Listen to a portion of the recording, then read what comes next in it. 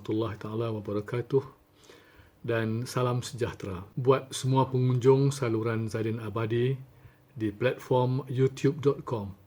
Sama ada pengunjung lama maupun pengunjung yang baru pertama kali menonton saluran ini. Saya ucapkan jutaan terima kasih kepada saudara semua. Selanjutnya saya mohon kerjasama saudara-saudara untuk menyokong usaha kecil saya ini supaya video-video di dalam saluran Zaidin Abadi dapat disebarluaskan kepada lebih ramai penonton di luar sana. Sila tekan butang subscribe, butang loceng, like dan share supaya saudara-saudara tidak ketinggalan mengikuti video-video baru setiap kali saya muat naik di saluran ini. Segala sokongan saudara amat saya hargai. Semoga usaha ini ada manfaatnya untuk semua pihak.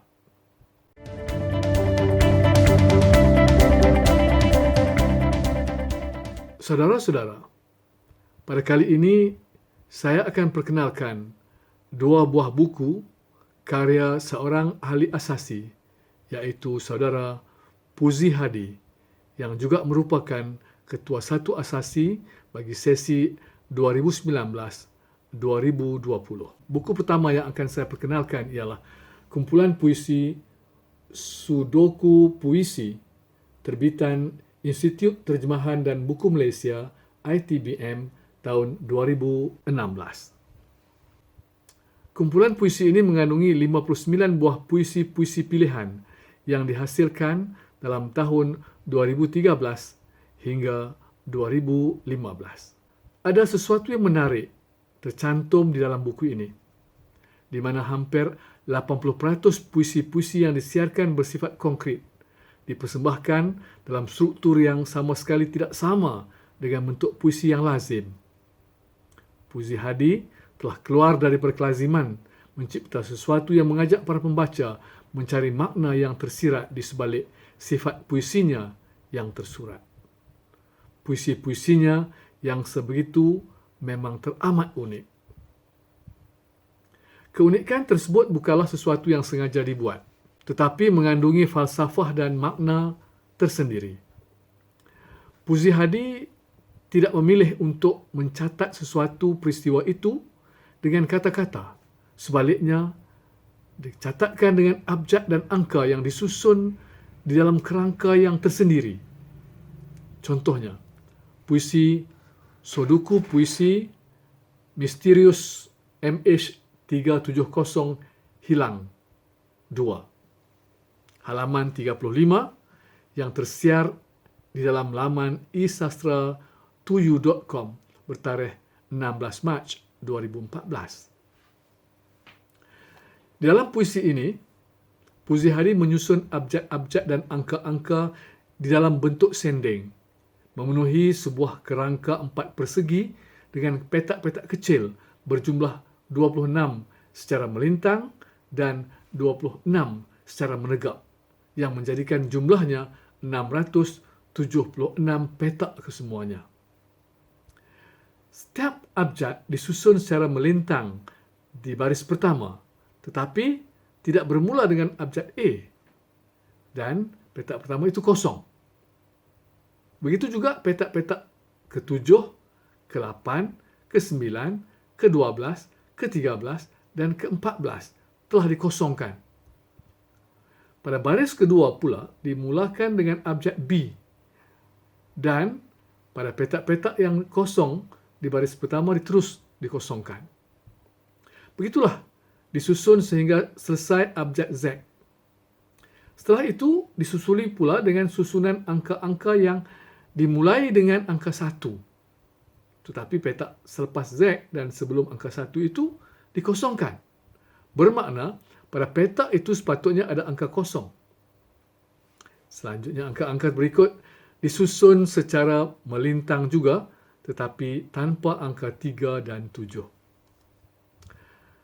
Apabila melihat bentuk puisi ini, ternampak ada jalur-jalur menaik yang tersusun dengan kemas. Tetapi pada ruang-ruang yang kosong, kelihatan jelas kosongnya. Ruang-ruang kosong itu telah dijelaskan pada sudut bawah sebelah kanan kerangka tersebut, apabila puisi menyusun abjad M dan H serta angka 0, 3 dan 7 menjadi MH370 dan ditambahkan dengan perkataan hilang HILANG yang disusun supaya dapat dibaca sama ada secara melintang atau menurun. Dan disusuli pula dengan 3 perkataan iaitu solat, doa dan hajat pada penghujung kerangka 4 persegi sebagai penutup puisi ini. Nah, lihatlah bagaimana Puisi Hadi memanipulasi abjad dan angka dalam membina kerangka dan makna puisinya itu.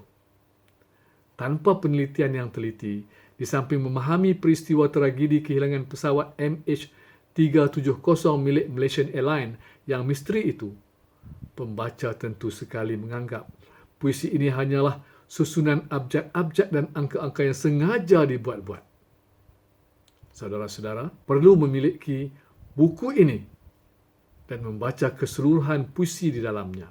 Saya berpendapat, puisi ini dan puisi-puisi lainnya yang bersifat sebegini yang terdapat di dalam buku Soduku Puisi ini menepati salah satu daripada ciri-ciri puisi seperti yang ditakrifkan oleh sastrawan negara Muhammad Haji Saleh, iaitu dalam rangka sifat kekentalannya itu, puisi setelah dibaca akan menjadikan kita lebih bijaksana. Saya pasti saudara akan mendapati hampir kesemua puisi yang diabadikan dalam buku ini akan menjadikan saudara seorang pembaca yang berfikir.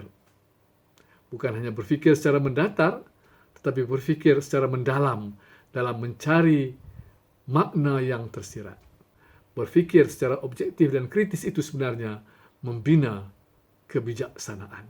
Puisi-puisi lain yang terdapat dalam buku ini yang bersifat konkret, antaranya Muhammad Morsi dalam Catur dalam Penjara, halaman 16, Soduku Puisi, halaman 33, Soduku Puisi, Misterius MH370 hilang, halaman 34, Soduku Puisi, Pink Kotak Hitam MH370 ZZZZZ, halaman 38, Soduku Puisi 8314 MH370 hilang 4414 MH370 masih hilang, halaman 39, MAS MH17 Sempang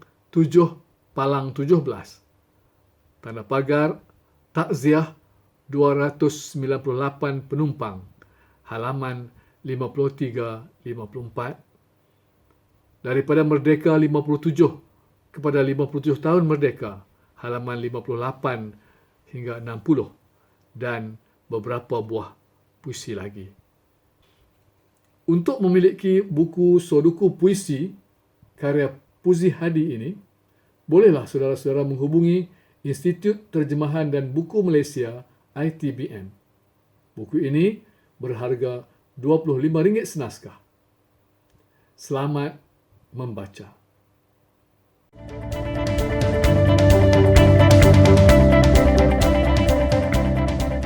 Saudara-saudara, buku kedua karya Puisi Hadi yang ingin saya perkenalkan ialah sebuah buku berjudul Travelogue Dua Tanah Suci, diterbitkan oleh eSastra Enterprise dalam tahun 2018, setebal 190 halaman. Buku ini mengandungi catatan aktiviti-aktiviti harian Puisi Hadi sepanjang menunaikan farzu haji di Mekah dan Madinah selama 48 hari, iaitu daripada 10 Ogos hingga 26 September 2016. Puisi Hadi adalah seorang yang cukup teliti, merakam segala aktivitinya dalam bentuk tulisan, mencatat tarikh, nama-nama tempat, nama-nama orang, dan sebagainya, sekaligus menjadikan buku Travelogue Dua Tanah Suci ini sebuah buku yang padat dengan maklumat. Selain daripada catatan yang dinyatakan, Puzi Hadi juga gemar mengambil gambar sebagai bahan dokumentasi yang amat bermakna. Oleh itu, di dalam buku ini, Puzi menyelitkan 19 keping gambar yang menjadi penambah kepada catatan kegiatan-kegiatan yang berkaitan. Gambar-gambar tersebut merangkumi catatan sebelum berangkat ke Tanah Suci, semasa di Tanah Suci, dan juga semasa pulang ke tanah air. Secara tidak langsung, buku ini menjadi menarik untuk dibaca, namun sekiranya gambar-gambar itu kesemuanya dalam bentuk gambar berwarna, tentu sekali ia memberi nilai tambah yang lebih tinggi lagi. Selain daripada catatan harian serta gambar-gambar, Puzi juga menyelitkan 17 buah puisi yang terhasil merentasi tahun 2000 hingga 2015, mengangkat tema yang pelbagai sesuai dengan peristiwa yang dirakamkannya. Puisi-puisi yang disisipkan itu dipersembahkan dengan gaya penulisan yang sudah sebati dan menjadi jati diri kepercayaan Puzi Hadi. Puzi Hadi mencatatkan di dalam Prakata halaman X, risalah ini sebagai bahan bacaan ringan ditulis dalam bentuk catatan ringkas penulisan saya dalam beberapa entry, iaitu diari, Facebook, WhatsApp, dan karya sajak. Sudah tentulah catatan yang ditulis terutama di laman Facebooknya telah dibaca oleh rakan-rakan maya beliau. Lantas, untuk menghargai rakan-rakannya itu, Puzi Hadi turut menyisipkan senarai rakan-rakannya yang seramai 429 orang yang telah membaca catatan Travelog 2 Tanah Suci ini seperti di halaman 170 hingga 181. Ini membuktikan Puzi Hadi amat teliti dalam membuat catatan. Inilah antara beberapa kelainan yang terdapat di dalam buku Travelog 2 Tanah Suci ini. Saudara-saudara boleh memiliki buku ini dengan menghubungi penulisnya, Puzi Hadi sendiri. Buku ini berharga RM20 senaskah seperti yang tercatat pada kulit belakangnya.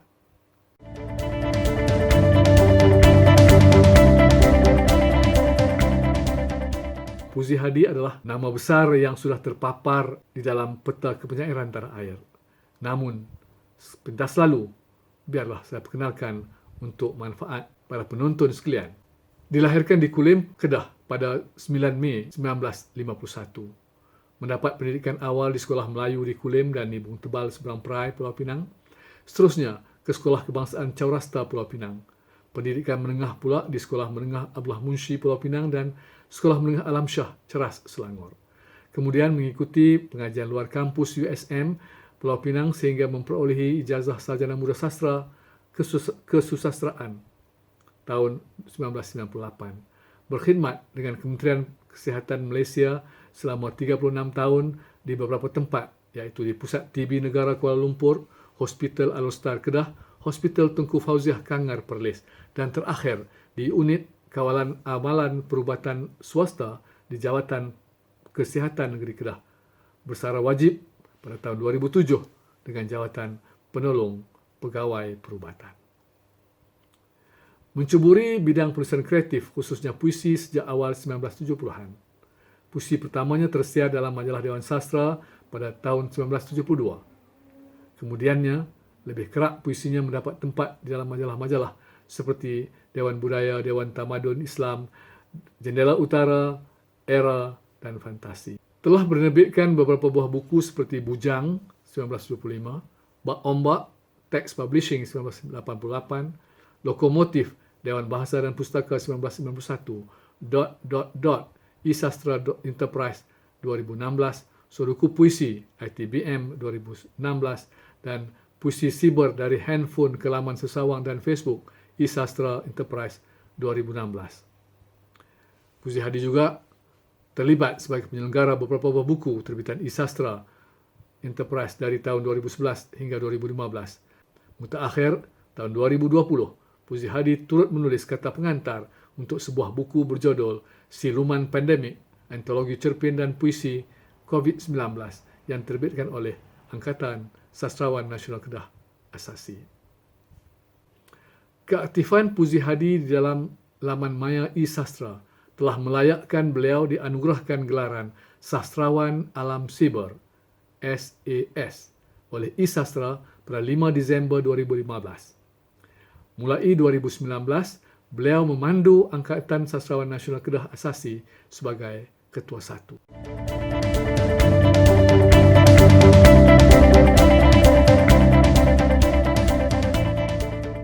Demikianlah dua buah buku yang saya perkenalkan, iaitu Suaraku Puisi dan Travelog Dua Tanah Suci, serta secara ringkas turut memperkenalkan pengkaryanya Puzi Hadi. Semoga apa yang saya utarakan dalam video ini dapat memberi manfaat kepada para penonton.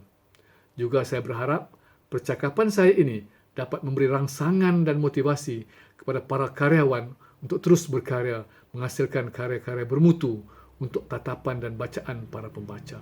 Semoga Allah memberi ganjaran sewajarnya terhadap usaha kita ini.